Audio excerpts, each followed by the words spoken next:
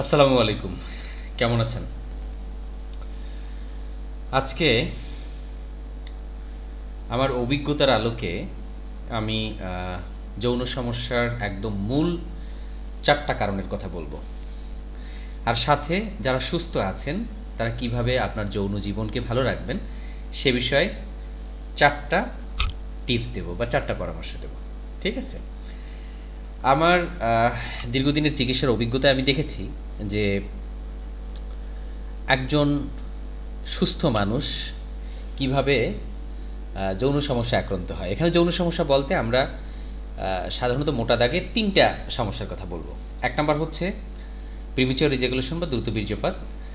২ number হচ্ছে erectile dysfunction বা উত্থানজনিত সমস্যা। আর ৩ নাম্বার হচ্ছে আগ্রহ আস্তে আস্তে কমে যাওয়া বা আগ্রহের অভাব, যেটাকে আমরা লস অফ লিবিডো বলি। আমরা সাধারণত যৌন সমস্যা শব্দটা বললে আপনারা বুঝে নেবেন যে আমি এই ৩টা বিষয় বুঝাচ্ছি।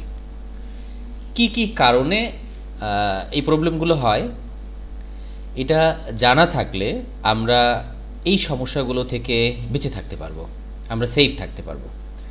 তো বন্ধুরা, প্রথম কারণ হচ্ছে একদম ১ নাম্বার কারণ শারীরিক, অর্গানিক প্রবলেম। অর্গানিক মানে হচ্ছে শারীরিক কোনো সমস্যা, যেমন হরমোনের সমস্যা হতে পারে, কারো ডায়াবেটিস হতে পারে, প্রেশার হতে পারে,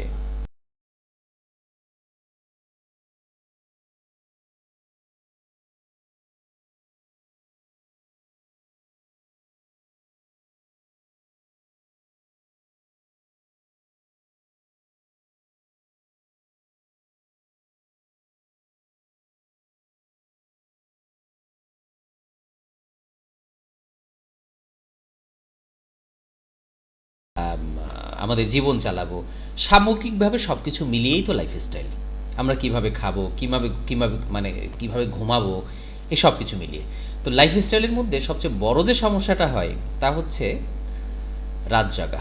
যারা দীর্ঘদিন রাত জাগেন তাদের খুব বাজে একটা প্রভাব পড়ে সেক্সের উপরে। যে ভাইয়েরা আছেন যে ফ্রিল্যান্সিং করেন, আপনারা একটু দেখবেন যে আপনাদের যেন রাত জাগাটা এরকম না হয়, চেঞ্জ করা যায় কিনা, কারণ দীর্ঘমেয়াদী হয়ে গেলে তখন আস্তে আস্তে ঝামেলা হয়। ২ নাম্বার হচ্ছে লাইফস্টাইলের মধ্যে খাবার, ব্যালেন্স ডায়েট বা সুষম খাবার।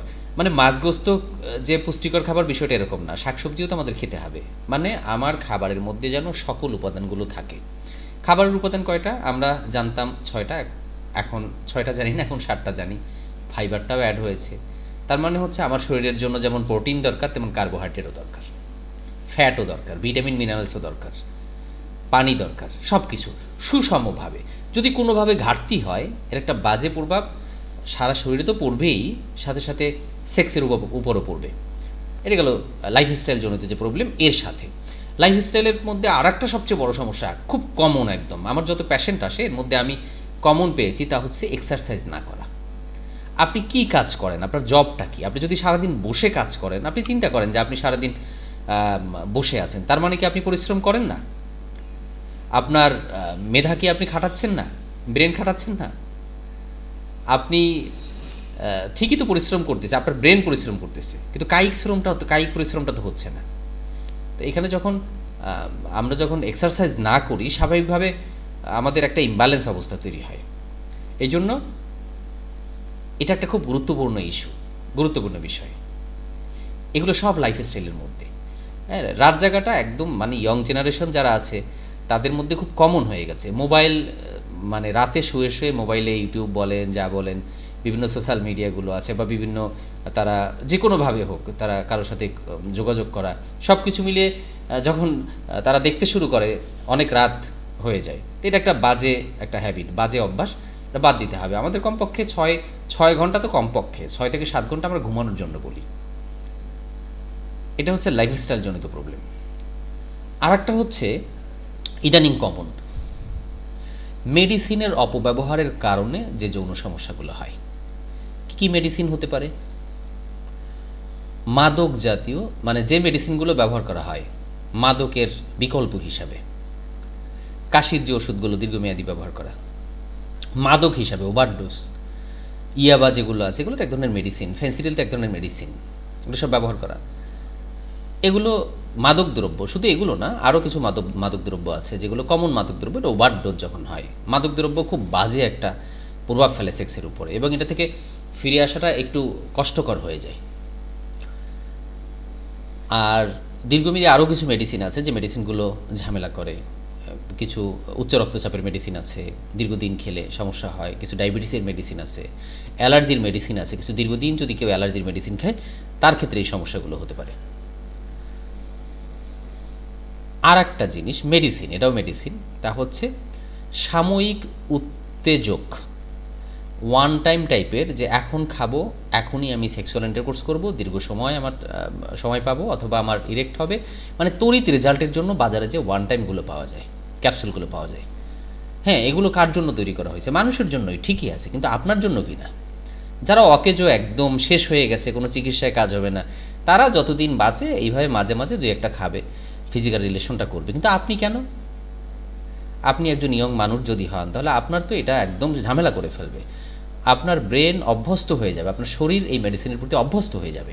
আর একবার যদি অভ্যস্ত হয়ে যায়, এই মেডিসিন ছাড়া আর কাজ করবে না কোনোভাবে না। আপনার সব রিপোর্ট নর্মাল আসবে, কিন্তু এই মেডিসিন ছাড়া আর কাজ করবে না। এই মেডিসিন ছাড়া আর কাজ করবে না। এটা হচ্ছে এক ধরনের কারণ, এটা হচ্ছে মেডিসিন জাতীয় কারণ। তাহলে আমরা প্রথম কি বলেছিলাম? আমরা প্রথম বলেছিলাম যে শারীরিক কোনো কারণে, হ্যাঁ, বিভিন্ন অসুস্থতা থাকে, কিডনির সমস্যা হতে পারে, লিভারের সমস্যা হতে পারে, হরমোনের সমস্যা হতে পারে, মানে দৈহিক শারীরিক কোনো কারণে সেক্সের প্রবলেম, এক নম্বর গেল। দুই নম্বরে আমরা বলছিলাম যে লাইফস্টাইল। তিন নম্বর হচ্ছে সাইকোসোমাটিক ডিসঅর্ডার। যেটা সাইকোসোমাটিক ডিসঅর্ডারটা কীভাবে, সরি, তিন নাম্বার না, তিন নাম্বারটা হচ্ছে মেডিসিন জনিত, আমি বলে ফেলছি মেডিসিন জনিত। এবার চার নাম্বারটা হচ্ছে সাইকোসেক্সুয়াল ডিসফাংশন। সাইকোসেক্সুয়াল ডিসফাংশনটা কি, আমার আগের যারা ভিডিওগুলো দেখেছেন তাদের একটা স্বচ্ছ ধারণা আছে, তবু যারা নতুন তাদের জন্য একটু বলি। এটা হচ্ছে সাইকোসোমাটিক ডিসঅর্ডারের একটা পার্ট। সাইকো মানে হচ্ছে মন, মনো, সোমাটিক মানে দৈহিক। মনের কারণে দেহের যে সমস্যা হয়, রুগী আমার কাছে দেহের সমস্যা নিয়ে আসবে। রুগী এসে বলবে যে আমার উত্থান হচ্ছে না, রুগী এসে বলবে আমার প্রিমিচার ইজাকুলেশন হচ্ছে, রুগী এসে বলবে আমার এই সমস্যাটা হচ্ছে। এটা হচ্ছে যখন এই সাইকোসোমাটিক ডিসঅর্ডারটা সেক্স রিলেটেড হয়, তখন তাকে সাইকোসেক্সুয়াল ডিসফাংশন বলা হয়। প্যাশেন্ট কিন্তু, রুগী কিন্তু ডাক্তারের কাছে এই প্রবলেমগুলো নিয়েই আসবে, শারীরিক প্রবলেমগুলো নিয়েই আসবে, কিন্তু আসলে কারণটা হচ্ছে সাইকোলজিক্যাল। এরও বিভিন্ন কারণ আছে। সবচেয়ে বড় কারণ হচ্ছে ভুল জানা, যে আমি জীবনে মহা অন্যায় করে ফেলছি, একদম মাস্টারবেশন করতে করতে লাইফ শেষ করে ফেলছি, স্বপ্নদোষ হইতে হইতে লাইফ শেষ হয়ে গেছে, আমার বীর্য একদম পাতলা হয়ে গেছে, আমি মনে হয় ফিজিক্যাল রিলেশন করতে পারবো না, একটা পুরুষের চেয়ে মেয়েদের অনেক বেশি সেক্সের পাওয়ার থাকে, তার সাথে আমি ফিজিক্যাল রিলেশন করে টিকতে পারবো না, অথবা মানে এই যে বিষয়গুলো, নিজের রোগ নিয়ে যে ভুল ধারণা, মানে সেক্স নিয়ে ভুল ধারণা, এডুকেশনের ভুল ধারণা, রোগ নিয়ে ভুল ধারণা, যে আমি মনে হয় অনেক বড় প্যাশেন্ট হয়ে গেছি, হ্যাঁ, আমার মনে হয় সব কিছু শেষ হয়ে গেছে, অথবা আমি যদি না পারি, হ্যাঁ, নিজেকে অক্ষম ভাবা, এই অনেকগুলো বিষয়, অথবা হাজব্যান্ড ওয়াইফের মধ্যে সম্পর্কহীনতা, যদি সুন্দর সম্পর্ক না থাকে, দেখা যায় যে ওয়াইফ যদি বলে যে তুমি তো পারতেছ না, তো হাজব্যান্ড তো স্বাভাবিকভাবে অসুস্থ হয়ে যাবে, সে তো মানসিক চাপে তার প্রবলেম তৈরি হবে। এগুলো হচ্ছে সবগুলো মনোদৈহিক বা মনোযৌন সমস্যা। মোট এই চারটা কি কি বলছিলাম, আবার একটু মনে করাই দিই আপনাদের, যাতে আপনারা একটু বুঝতে পারেন। এক নম্বর আমরা বলছিলাম শারীরিক কারণে, দুই নম্বর বলছিলাম লাইফস্টাইল, তিন নম্বর মেডিসিনের কারণে, আর চার নম্বর মনোযৌন সমস্যা বা সাইকোসেক্সুয়াল ডিসফাংশন। এই হচ্ছে ঘুরিয়ে ফিরিয়ে এই চারটা বলা যায় যে মূল কারণ। এর মধ্যে সাইকোসেক্সুয়াল ডিসফাংশনের মধ্যে আর একটা বিষয় আছে, পর্ন এডিকশন। এটাও একটা অ্যাডিক্টেড, ওই যে নেশা, মদ যেমন খায় না, যারা পর্ন দেখে দীর্ঘদিন, পর্ন দেখলে তাদের খুব বাজে একটা প্রভাব পড়ে। যারা আমার ভিডিও দেখছেন, যদি পর্ন দেখার অভ্যাস থাকে, এটা মানবতার জন্য হুমকি বলা যায়। এটা মানে একদম বাদ দিয়ে দিতে হবে আপনার সুন্দর যৌন জীবনের জন্য। এটা এখন এটা হচ্ছে কারণ গেল। আর ভালো থাকার জন্য কী কী 4টা পরামর্শ আমরা কমন দিই, এই 4টা পরামর্শ আপনাদের দিয়ে আজকে ভিডিওটা শেষ করে ফেলব।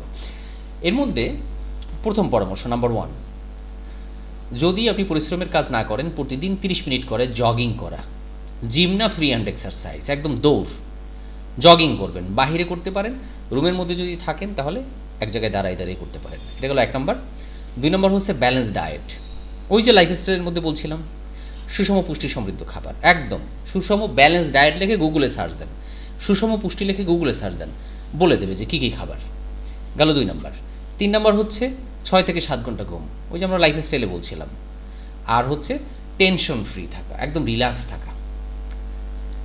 আপনার যে টেনশন হোক না কেন, সব টেনশনই কিন্তু শরীরের উপর প্রভাব ফেলে। এগুলো হচ্ছে কি আপনাকে ভালো থাকতে সাহায্য করবে। আপনি সুস্থ আছেন, সুস্থ থাকা অবস্থায় আপনি যাতে অসুস্থ না হন তার জন্য এগুলো কি প্রতিরোধমূলক ব্যবস্থা। অনেক ভালোবাসা বন্ধুরা, আবার দেখা হবে অন্য কোনো ভিডিওতে। আজকের মতো বিদায়, আসসালামু আলাইকুম।